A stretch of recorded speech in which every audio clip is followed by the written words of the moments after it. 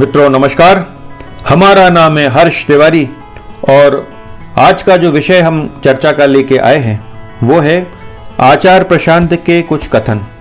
एक वीडियो है, अभी हमने देखा कि उसमें एक बच्चा जो है वो कल्कि अवतार के विषय में आचार्य प्रशांत से कुछ प्रश्न पूछ रहा है। वो वीडियो कॉन्फ्रेंसिंग के माध्यम से प्रश्न पूछा जा रहा है। वो बच्चा कहता है कि दुनिया खत्म होने वाली है, ऐसा वैसा।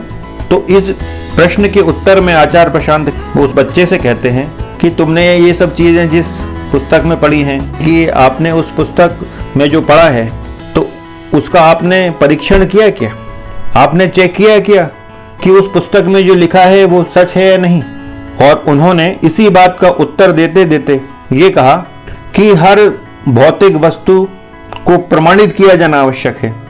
संसार का कोई भी भौतिक विषय है, जब तक उसका प्रमाण ना देख लो तो उस पर विश्वास मत करो। तो ये आचार्य प्रशांत ने उस बच्चे को समझाया। उसके समझाने का सार ये था, एग्जैक्ट शब्दों में हम नहीं बोल रहे हैं। तो उस बच्चे ने किस पुस्तक से वो सवाल लिया, किस ग्रंथ के विषय में वो चर्चा कर रहा था, उसकी जानकारी हमको नहीं है। लेकिन एक सामान्य परिप्रेक्ष्य में यदि चर्चा की जाए कि जो हमारे ग्रंथ हैं, धार्मिक ग्रंथ, उन ग्रंथों में लिखी हुई बातों को हम सत्य मानते हैं।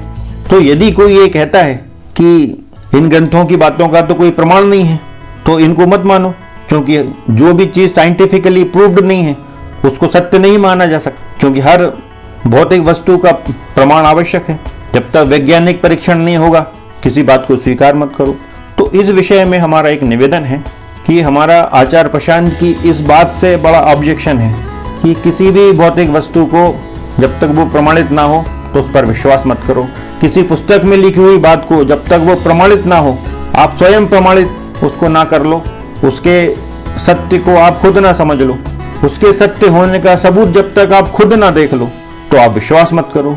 तो हमारे लिए ये बात अस्वीकार है, क्योंकि अब जो ग्रंथों में लिखा है वो सही है या गलत, इसके विषय में चर्चा करते हैं। सारे ग्रंथों में नहीं, जो हमारे मूलभूत ग्रंथ हैं सनातन धर्म के, उसकी चर्चा करेंगे कि कुछ बातों को आपको विश्वास करके चलना होता है। कुछ ऐसे स्वीकार्य सत्य हैं इस संसार के कि उनको आप स्वयं अनुभव नहीं कर सकते। आपको किसी दूसरे के अनुभव के आधार पर ही अपना निर्णय लेना होता है। उस बात पर आपको विश्वास करना होता है। अब जैसे एक उदाहरण लेते हैं, एक सामान्य सी बात कही जाती है कि यदि कोई आदमी जहर खा ले तो मर सकता है, कि कोई आदमी यदि बहुत सारी मात्रा में जहर का सेवन कर ले तो मर जाएगा, उसकी मृत्यु हो जाएगी। तो ये एक स्वीकार्य सत्य है। कोई यदि कहता है कि नहीं, मैं नहीं मान सकता इस बात को, जब तक मैं खुद जहर नहीं खाऊंगा कैसे मान लूंगा कि मरते कि नहीं मरते? मैं जहर खाऊंगा फिर मर के देखूंगा कि मरते कि नहीं मरते। तो ये बात कुछ बुद्धिमत्तापूर्ण हुई क्या? अब जैसे एक बात कही जाती है कि किंग कोबरा जो है या कोबरा जो है और दूसरे जो खतरनाक जहरीले सांप हैं, उनके काटने पे आदमी की मृत्यु हो सकती है, मृत्यु हो जाती है जनरली, यदि समय से उपचार ना मिले तो कोई आदमी ये कहे कि अरे रे ऐसे कैसे मान लें आपकी बात, मैंने तो इसका परीक्षण किया ही नहीं, मेरे पास तो इसका कोई सबूत ही नहीं है कि किंग कोबरा काट लेगा तो आदमी मर जाएगा। मैंने तो देखा ही नहीं किसी को किंग कोबरा काटते हुए और मरते हुए। तो फिर वो आदमी फिर जाए जंगल में उसका इस बात का परीक्षण करने के लिए, वो किंग कोबरा ढूंढे, वो किंग कोबरा यदि मिल जाए तो उसको अपने शरीर से कटवाए कि भैया काट तू, और फिर वो चेक करे कि वो उसके काटने से वो मर रहा है कि नहीं मर रहा है, फिर वो बताए कि मरते हैं या नहीं मरते। तो क्या आपको ये सारी बातें मूर्खतापूर्ण नहीं लगती? कुछ बातों पर हम लोगों को दूसरे लोगों के अनुभवों के आधार पर विश्वास करना पड़ता है कि किसी व्यक्ति ने अनुभव किया है किसी चीज का, अब उसके अनुभव को हम स्वीकार करते हैं। जैसे हमने ये विश्व के 2 उदाहरण दिए आपको। तो अब जैसे ये जो हमारे धार्मिक ग्रंथ हैं उसमें से बहुत सारे ऐसे ग्रंथ हैं जो किसी का अनुभव है, किसी का दिव्य अनुभव है, किसी के जीवन में घटी हुई घटनाएं हैं। तो क्या केवल उनको इसी कारण अस्वीकार कर दिया जाए कि उसका अनुभव हमने तो किया नहीं, हमारे पास तो कोई प्रमाण नहीं है? तो कुछ बातें स्वतः प्रमाण मानी जाती हैं। जैसे रामायण की घटनाएं जो हैं, जो महाभारत की घटनाएं हैं, वो इतिहास मानी गई हैं। हाँ, सारी जो पौराणिक कथाएं हैं वो सारी ऐतिहासिक नहीं मानी जाती। उसमें बहुत सी कथाएं हैं जो शिक्षा देने के उद्देश्य से उनको बनाया गया हो सकता है, और पौराणिक कथाएं जो हैं वो जैसी घटी हैं वैसी लिखी नहीं जाती हैं, क्योंकि वो इतनी अलौकिक होती हैं कि उनको लिखा नहीं जा सकता। तो उनको कुछ तथ्यों को बदलकर जनता के भले के लिए प्रस्तुत किया जाता है, थोड़ा सा उनको चेंज कर दिया जाता है उनके मैटर को। लेकिन जो रामायण है, जो महाभारत है, वो तो ऐतिहासिक ग्रंथ है। केवल ये कहकर नहीं झुठलाया जा सकता कि उनका प्रमाण क्या है, क्योंकि वे स्वतः ही अपने आप में प्रमाण है। उनको किसी प्रमाण की आवश्यकता नहीं है। कुछ ऐसे दिव्य अनुभव होते हैं जिनका अनुभव हर व्यक्ति नहीं कर सकता। जो उस कोटि का साधक है वही उस अनुभवों को कर सकता है। अब यदि किसी दूसरे के अनुभव सुनकर कोई व्यक्ति कहे अरे तुम झूठ बोलते हो, ऐसा कहीं होता है, ऐसा हो ही नहीं सकता, तो उस व्यक्ति का जो अनुभव है, आप जब उस श्रेणी के साधक हो जाएंगे तब उस बात को आप समझ पाएंगे ना कि वो जो बोल रहा है वो सच बोल रहा है या नहीं बोल रहा है। आचार्य प्रशांत ने इसी वीडियो में, कल की वाले में एक बात कही। इस वीडियो की हम लिंक देंगे डिस्क्रिप्शन में, आप लोग देख सकते हैं। उन्होंने इसी वीडियो में कही एक बात कि जो व्यक्ति ध्यान करता है तो ध्यान में ये कहता है कि मैंने भविष्य देखा, तो वो झूठ बोल रहा है। आचार्य प्रशांत की ये बात बहुत ज्यादा ऑब्जेक्शनेबल है। या तो उनको ध्यान का अनुभव नहीं है या फिर वो स्वयं असत्य बोल रहे हैं इस बात को। क्योंकि व्यक्ति का जब ध्यान सिद्ध हो जाता है, उसकी कुंडलिनी जागृत हो जाती है, सहस्त्रार में उसकी स्थिति पाई जाती है, तो उसको दिव्य दृष्टि प्राप्त होती है। और दिव्य दृष्टि प्राप्त होने के बाद व्यक्ति को भूतकाल, वर्तमान काल और भविष्य काल तीनों का ज्ञान होता है, तभी तो वो त्रिकालदर्शी होता है। और यदि आप ये कहते हैं कि भविष्य का ज्ञान नहीं हो सकता, तो ये बात तो आपकी सिरे से ही गलत है। क्योंकि ऐसे अनेक त्रिकालदर्शी लोग पाए जाते हैं जो भूत, वर्तमान और भविष्य तीनों का ज्ञान रखते हैं। यदि आचार्य प्रशांत को इस कोटि की सिद्धि प्राप्त नहीं है तो ये उनका ज्ञान है। इसमें इस विधा को झूठा नहीं ठहराया जा सकता कि जो व्यक्ति ध्यान में भविष्य देखने की बात कर रहा है वो झूठ बोल रहा है। आपके अनुभव अधूरे हो सकते हैं। अब एक उदाहरण देते हैं कि जैसे आप लोगों ने देखा होगा कि कुछ बच्चे जो हैं आंख पे पट्टी बांध लेते हैं, पूरे ब्लाइंड फोल्डेड कर लेते हैं आंखों को, 2-3 पट्टी बांध लेते हैं, पहले रुई रखते हैं वो आंखों पर, फिर पट्टी बांधते हैं और फिर कुछ कुछ पढ़कर बताते हैं। वो कलर्स बता देते हैं और बहुत सी चीजें वो पढ़ के बताते हैं। तो अब कोई एकदम बोल सकता है तर्कवादी कि अरे आंख बंद कर कोई पढ़ सकता है, ये तो झूठ बात है।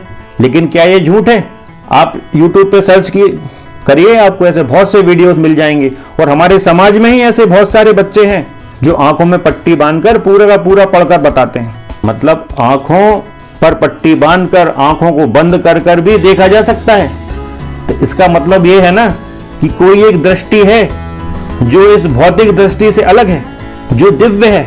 इन आंखों को बंद करने के बाद भी वो दृष्टि जो है जिससे देखा जा सकता है, मतलब उसका अस्तित्व है।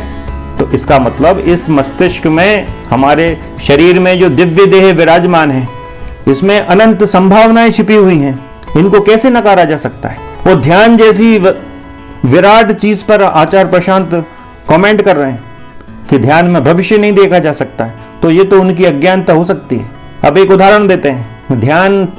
ध्यान करने वाले एक साधक का हमारे आंखों के सामने घटा एक वृतांत है कि एक व्यक्ति ध्यान पे बैठे थे हमारे घर में, हम बाहर ड्राइंग रूम में बैठे थे और वो व्यक्ति जो थे वो अंदर वाले रूम में ध्यान कर रहे थे और हमारा फोन रखा हुआ था सोफे पे उस कमरे के बाहर। तो एकदम वो फोन साइलेंट पे था, क्योंकि वो ध्यान पे बैठे थे तो हमने फोन साइलेंट पे कर दिया था। तो थोड़ी देर बाद वो ध्यान में ही बोले हमसे कि वकील साहब, छोटे भैया का फोन आ रहा है, आप फोन उठा लो। जबकि फोन दूसरे कमरे में रखा हुआ था, वो दूसरे कमरे में बैठे हुए थे, उनको फोन दिख भी नहीं रहा था क्योंकि छोटा सा दरवाजा था, बीच में दीवार थी। कि किसका फोन आया? उनसे कम से कम 20 फीट दूर वो फोन मोबाइल रखा हुआ था और उन्होंने बोला कि वकील साहब आप चेक करो, छोटे भैया का फोन आ रहा है। हमने जाके देखा तो हमारे ब्रदर का फोन आ रहा था। तो ये बात तो हमारी आंखों देखी है, तो प्रत्यक्षम किम प्रमाणम। और ध्यान की शक्ति को तो हम स्वयं जानते हैं कि ध्यान कितनी शक्तिशाली साधना है। तो ध्यान के विषय में यदि कोई कमेंट करेगा और उसको हम मान लें कि ये सब झूठा है, तो ये तो संभव नहीं है। यहाँ आचार्य प्रशांत को अपने ज्ञान को सुधारने की आवश्यकता है। अब जैसे वो लोग बोलते हैं कि भविष्य में घटने वाली कोई घटना को कोई बता नहीं सकता, तो बहुत सारे ऐसे लोग हैं, नास्ट्रेडमस ने भविष्य की घटने वाली घटनाओं की इतनी सारी भविष्यवाणियां की हैं। बाबा वेंगा की भविष्यवाणियां सच होती रहती हैं। एक जापानी महिला है, उसने अनेक भविष्यवाणियां की हैं। उसने सुनामी की भविष्यवाणी भी की थी और वो सारी भविष्यवाणियां सत्य निकली हैं।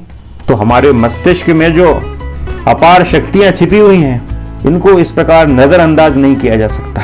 तो इन सब बातों पर प्रश्न उठाकर आचार्य प्रशांत इन सब बातों का मजाक नहीं उड़ा रहे हैं, वे स्वयं अपना मजाक उड़ा रहे हैं। हमारे धार्मिक ग्रंथों पर सवाल उठाकर, उनका मखौल उड़ाकर, हमारे प्रतीकों को काल्पनिक बताकर, हमारे जो धार्मिक प्रतीक हैं, हमारे सनातन धर्म के जो आधार स्तंभ हैं, उन पर प्रश्न उठाकर आचार्य प्रशांत लोगों को भ्रमित करने का जो कार्य कर रहे हैं, ये अपने आप में बहुत अनुचित है।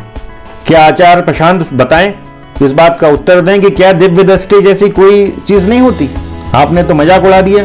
संजय की दिव्य दृष्टि का भी आपने खूब मखौल उड़ाया, एक वीडियो में हमने देखा।